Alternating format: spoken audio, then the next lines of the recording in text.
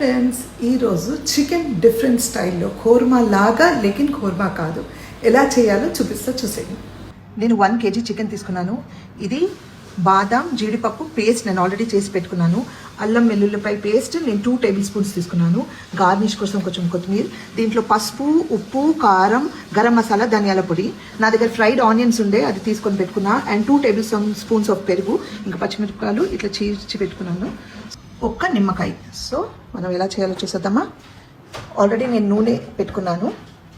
So నూనె వేడైన తర్వాత ఇప్పుడు జింజర్ గార్లిక్ పేస్ట్ చేసుకోండి. చక్కగా ఇది ఫ్రై చేసిన తర్వాత మన పేస్ట్ ఉంది కదా, కాజు బాదం పేస్ట్ వేసేయండి. ఇది చక్కగా ఫ్రై అవుతూ ఉంటుంది కదా, ఇప్పుడు దీంట్లో ఇవన్నీ వేసేయండి. చక్కగా కలిపేసుకొని సిమ్ చేసుకోండి.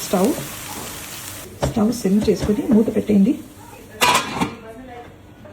గ్రైండర్ తీసుకొని పెరుగు, ఫ్రై చేసిన ఆనియన్స్ వేసేసి గ్రైండ్ చేసుకుని ఓకే.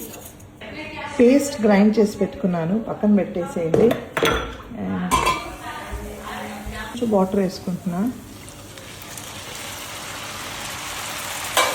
ఇప్పుడు చికెన్ వేసుకుంటున్నా. చక్కగా కలుపుకోండి. ఇప్పుడు స్టవ్ హై మీద పెట్టుకోండి. ఒక 5-10 మినిట్స్ ఉడకనిద్దాం. మధ్యలో ఒకసారి తీసి కలుపుకోండి.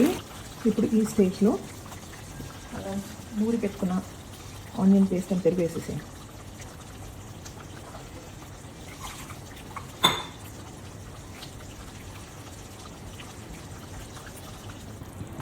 ఇప్పుడు దీంట్లో మీకు ఎంత వాటర్ కావాలి, చిక్కగా కావాలా లేదా చూసి వేసుకోండి. నేను ఒక గ్లాస్ వేసుకుంటాను. ఇది జస్ట్ 5 మినిట్స్ కుక్ అయిన తర్వాత స్లో చేసేయండి. ఆఫ్టర్ 5 మినిట్స్ తీసి చూడండి, ఒకసారి కలుపుకొని సిమ్ మీద పెట్టేయండి. సిమ్ మీద ఒక 5 నిమిషాలు పెడితే చక్కగా నూనె పైకి వచ్చేస్తుంది.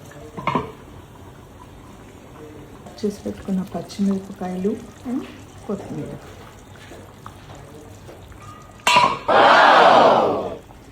చూడండి, మన చికెన్ కర్రీ ఇస్ రెడీ. నిమ్మకాయ జ్యూస్ వేసేసుకోండి. మన టేస్టీ చికెన్ కర్రీ అయితే రెడీ అయింది. నేను టేస్ట్ చేయలేను బికాజ్ రోజాలో ఉన్నాను కాబట్టి. ఇఫ్తార్ తర్వాత కూడా వ్లాగ్ చేయలేదు. మీకు నచ్చితే లైక్ చేయండి.